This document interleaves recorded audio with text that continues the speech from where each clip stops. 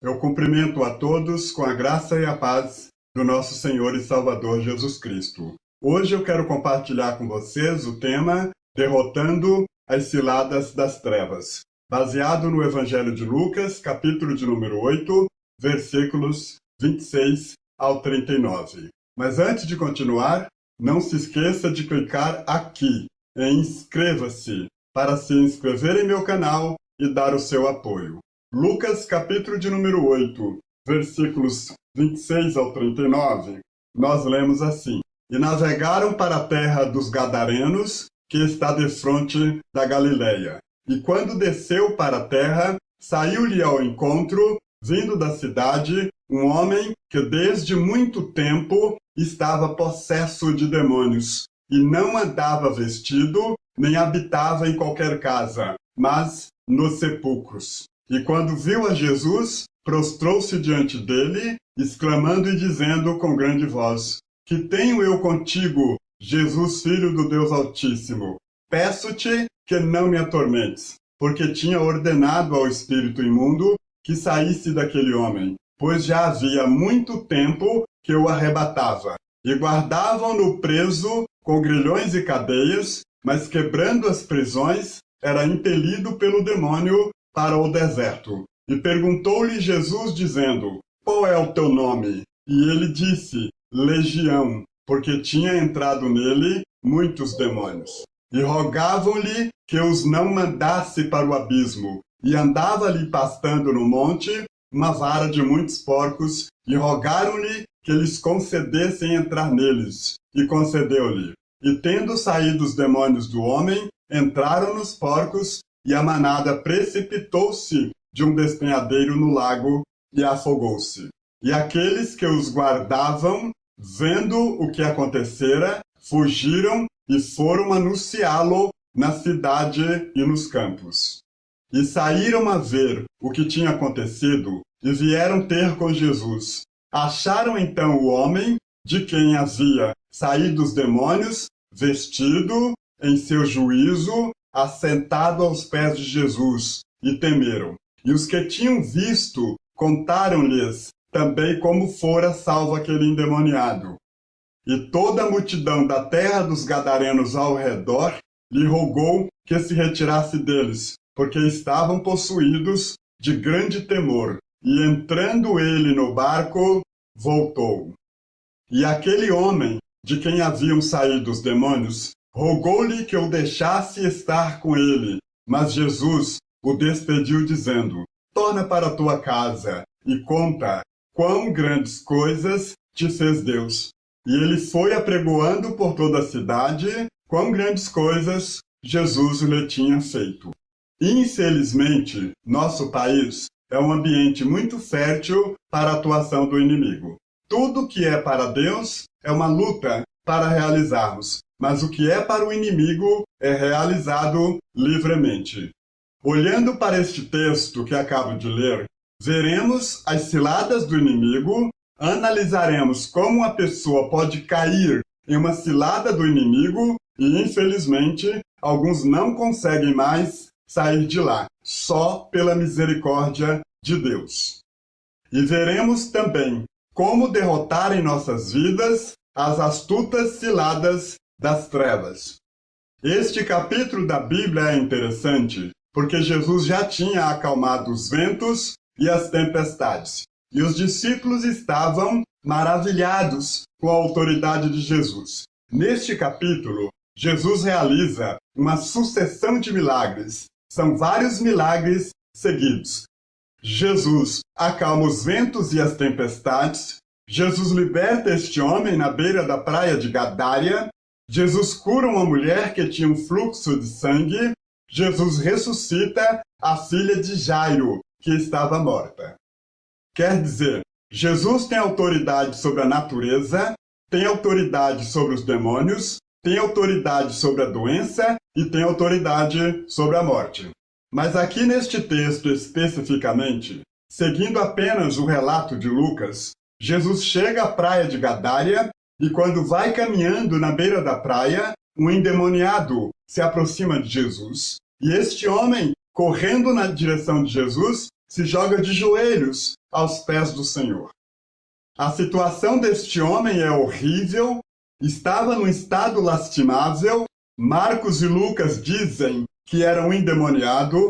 Mateus fala em 2, se provavelmente sejam 2 mesmos, mas um pior do que o outro, por isso o evangelista Lucas focaliza apenas um. E pelas informações dos textos paralelos em Mateus e Marcos, descobrimos que ele andava sem roupas, rasgou todas as suas vestes, o cabelo deste homem devia estar grande, despenteado, sujo, imundo, cheio de piolhos, porque ele morava dentro de cavernas, dentro dos sepulcros abertos. Este homem era violento, tinha ímpetos de violência, pegava cacos de vidros e rasgava, dilacerava o seu próprio corpo. A polícia prendia este homem em cadeias, amarrava com algemas, porque ele vivia noite e dia, correndo de um lado para o outro, gritando, grunhindo como um animal. Mas este ímpeto de violência, de força, de destruição, fazia com que este homem quebrasse algemas, correntes e cadeias. Ele rompia com tudo isso, e ninguém conseguia deter este homem. E quando Jesus chega na beira da praia de Gadária, este homem se joga aos pés de Jesus e diz: que temos nós contigo, Filho de Deus? Vieste aqui nos atormentar antes do tempo. E Jesus pergunta o nome deste homem. Lucas diz que ele respondeu: nosso nome é Legião, porque somos muitos. Uma legião, na terminologia romana, significa 6.000 soldados. E ele disse: o nosso nome é Legião, porque nós somos muitos. E os demônios que estavam habitando este homem pedem permissão para entrar numa manada de porcos. Jesus dá essa permissão, eles entram nesses porcos, que se jogam despenhadeiro abaixo e morrem afogados no mar. Eu fico pasmo com os moradores dessa cidade, porque enquanto esse pobre homem vivia errante pelas cavernas, gritando como um animal, ninguém se importou com esse pobre homem. Mas quando Jesus o libertou e os demônios entraram nesses porcos, que representavam a economia daquela cidade, eles se preocupam com o prejuízo financeiro. Eles não comiam porcos, mas criavam para comercializar. E os homens daquela cidade, vendo o que aconteceu, se revoltaram contra Jesus. Eles disseram: você está nos dando prejuízo financeiro. A inflação vai subir por sua causa. Vai haver recessão econômica. Vai haver desemprego. Vá embora daqui. Nós não queremos você aqui. Até agora, fizemos o exercício para entendermos o texto que lemos. Mas no estudo sobre este endemoniado gadareno, poderemos entender algumas lições a respeito da guerra espiritual e de como o inimigo prende as pessoas em suas ciladas. Eu quero refletir com vocês, baseado no comportamento deste endemoniado gadareno, sobre alguns princípios que nos mostram no dia a dia a ação do inimigo na vida das pessoas. A questão que eu quero compartilhar com os irmãos é a seguinte: quais são os itens na vida desse homem que me leva a descobrir, que me leva a perceber a ação do mal na vida das pessoas no dia a dia? Em primeiro lugar, pessoas que têm incapacidade de viver uma vida normal. Este homem gadareno vivia em sepulcros. Ele não era mais um ser social. Todo sentimento de isolamento, todo sentimento que afasta as pessoas do convívio social, que joga as pessoas isoladas dentro de uma casa, dentro de um quarto. Este é o sentimento que estava neste homem gadareno. Ele vivia em sepulcros. Ele não queria mais ter convivência com as pessoas. Ele havia se tornado uma pessoa doentiamente introspectiva. Pessoas que ficam sempre pelos cantos, procurando defeitos na sua própria vida ou na vida de outras pessoas. desvalorizando seu próprio ser. Pessoas que não conseguem ver nada de vitorioso em sua vida, nem na vida de outras pessoas.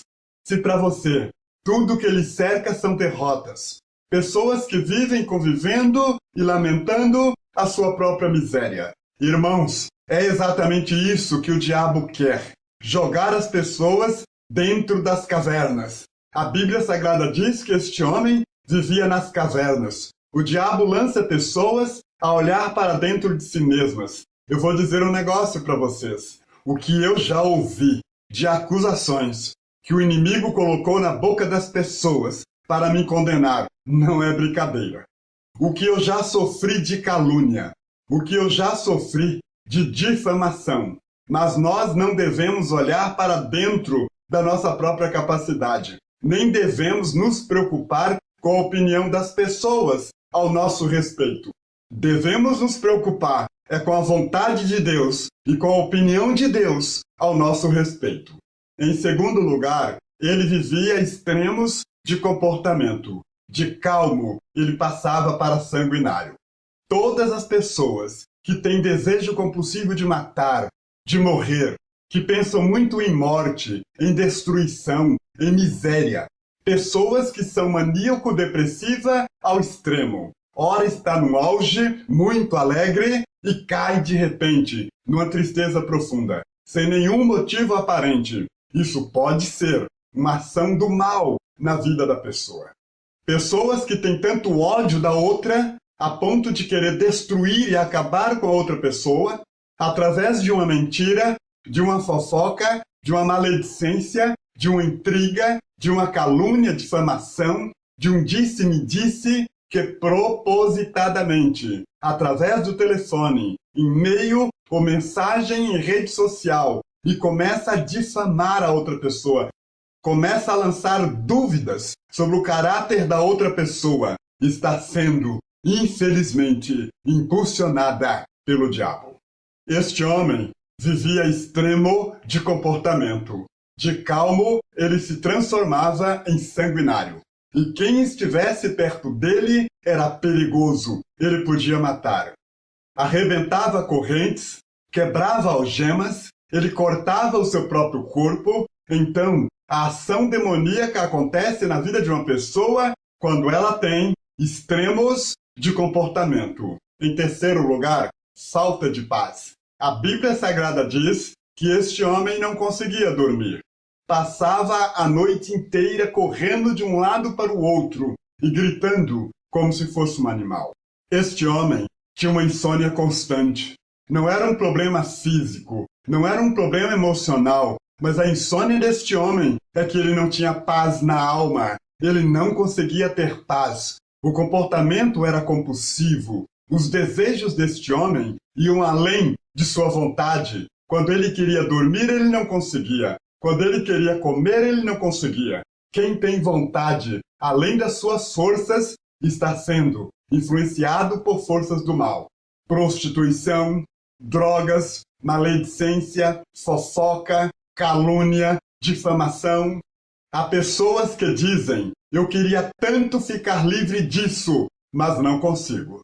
Em quarto lugar, sentimento de autodestruição e autorrejeição. Ele cortava-se com pedras, querendo se autodestruir. Todo pensamento de suicídio ou homicídio é do maligno. O diabo trabalha em vidas com sentimentos de autodestruição e autorrejeição. Pessoas que não conseguem olhar para o reino de Deus com olhar de vitória, de conquista. É sempre revolta, desânimo e fracasso. Nunca conseguem olhar para o ministério de outras pessoas com o olhar do Espírito Santo, sempre com o olhar do mal. Tal pessoa não tem capacidade de fazer isso. Está com a vida irregular, está invadindo a minha área, o meu espaço. Em quinto lugar, sentimento de culpa. Este homem tinha uma terrível angústia íntima. Ele não só andava correndo de um lado para o outro, mas ele andava gritando. Tinha um sentimento de culpa aterrorizante. Ele vivia indignado consigo mesmo, revoltado consigo mesmo, preso a uma culpa que ninguém conseguia tirar de dentro dele. Você conhece pessoas assim? Eu conheço dezenas de pessoas assim, que se sentem arrasadas, destruídas. Em sexto lugar, sentimento de rejeição à vontade de Deus. Forças demoníacas acontecem quando algo interior obriga essa pessoa a ficar contra a vontade de Deus e os projetos de Deus para o seu reino. Quando ele viu Jesus, ele rejeitou. Já sei quem tu és o santo Filho de Deus, porque vieste nos atormentar antes do tempo. Existem pessoas que se sentem obrigadas a rejeitar Deus, a amaldiçoar o Pai, a blasfemar contra Jesus, a dizer nomes feios até com objetos sagrados, como a Bíblia, a sentir ciúmes das coisas de Deus. Acham que a igreja, o pastor, o trabalho no reino de Deus está tomando seu lugar. Esses elementos nos mostram em que nível espiritual as pessoas estão. Pode estar no nível da tentação, da obsessão, da opressão, ou até mesmo da possessão. É preciso descobrir em que nível a pessoa está e alertar, se não for tratado, pode desembocar no negócio mais sério. Você diz assim, Pastor Carlos, e o convertido a Cristo, aonde entra nessa história? O cristão pode ser tentado. Se não se cuidar, pode cair no nível da obsessão, da depressão, ou até mesmo da opressão. Conheço dezenas e dezenas de servos e servas de Deus que, infelizmente, estão prostrados, amarrados, no nível da opressão e da depressão. Não conseguem fazer absolutamente nada para Deus. Mas um cristão autêntico, lavado, transformado e remido no sangue de Cristo, não pode entrar no nível da possessão demoníaca, porque o nosso corpo já tem dono. O Espírito Santo já faz morada em nosso corpo. Nosso corpo é templo, é santuário do Espírito Santo, e somos protegidos por ele. Deixe-me fazer uma pergunta para você. Mesmo que fosse necessário usar uma feitiçaria para fazer o mal para outra pessoa, você usaria? Você tem desejos que vão além das suas forças, como alcoolismo, drogas, prostituição, fornicação, adultério, astrologia, fofoca, maledicência? Você tem sentimentos de autodestruição? Alguma vez já pensou em ferir o seu próprio corpo? Você tem desejos de se matar, de se suicidar? Alguma vez já tentou isso? Você já tentou tirar a sua própria vida? Você tem pensamentos que te obrigam a ficar contra a Bíblia? Você tem sentimentos de culpa que te aterrorizam, mesmo depois de confessar os seus pecados a Jesus? Você se sente obrigado, às vezes, a rejeitar a presença de Deus? A amaldiçoar o Pai? A blasfemar contra a oração e o poder da cruz? Você tem sensações de choques, dores ambulantes que os médicos não conseguem explicar, súbitas depressões e desânimos, acesso de temor e pânico ou outros temores anormais? Você tem medo aterrorizante, ciúme incontrolável, sonhos e pesadelos de natureza terrível, aterrorizantes e repetitivos? Você tem dúvidas aterrorizantes sobre a salvação, mesmo depois de conhecer a alegria de ser salvo? Você tem súbitos acessos de cólera, de ira incontrolável, de ódio? Você está preso dentro de um sepulcro interior com sentimentos que não lhe deixam ter uma vida normal?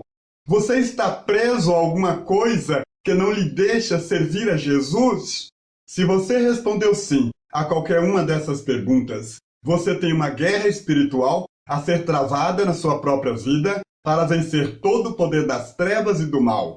Você diz, Pastor Carlos, como é que ganhamos essa guerra? Em primeiro lugar, renuncie todo envolvimento que você tem com o ocultismo. Faça um propósito com Deus de nunca mais acessar nenhum site, assistir novela, filme, programa que tenha ocultismo, macumbaria, obra de espiritismo. Faça um propósito com Deus de nunca mais ler horóscopo, nunca mais assistir um filme de terror, que você jamais terá envolvimento com telepatia, adivinhação, juramentos falsos. É preciso renunciar a tudo isso. Em segundo lugar, fique distante de qualquer objeto que faça ponte com o maligno. Fique distante de todo livro, de toda prática ou qualquer coisa que faça ponte entre você e o maligno. Ouvi falar de um jovem convertido a Jesus, mas guardava música cifrada para o diabo na época da incredulidade. E essa ponte entre ele e o maligno o impedia de viver uma vida para Deus. Pessoas que estão no meio evangélico, mas ligadas à prática do mal. Por isso não conseguem avançar. É por isso que para viver integralmente para Jesus, é preciso fazer uma limpeza em nossa vida e em nossa própria casa. É preciso que você corte, que você quebre todo envolvimento, toda ponte com o maligno. Em terceiro lugar, cuidado com o que você canta no dia a dia. Existem centenas de músicas dedicadas ao diabo, que foram compostas em terreiros de macumba. Foram cifradas em meio a sacrifícios satânicos. E alguns estão cantando sem entender o significado e sem saber, na inocência, muitas vezes, está conectado diretamente com o reino das trevas. Em quarto lugar, viva na plenitude do Espírito Santo. Porque quem vive na plenitude do Espírito Santo, as forças do mal não podem tocar. Viva na plenitude do Espírito Santo. Se abra para o agir da vontade de Deus. Busque a Deus em oração. Fique conectado com o Senhor através da Bíblia. Porque quem está conectado com o Senhor, as forças do mal não podem tocar. Salmo 91 diz assim: aquele que habita no esconderijo do Altíssimo, à sombra do Todo-Poderoso descansará. Direi do Senhor, Ele é o meu refúgio e fortaleza, o meu Deus em quem confio, porque Ele te livra do laço do passarinheiro e da peste perniciosa.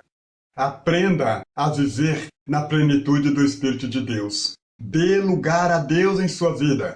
Tire do seu coração todo sentimento de revolta, de ódio, de desgraça, de miséria, de destruição, de ira, de cólera, de mágoa e dê lugar ao Espírito Santo de Deus na sua vida.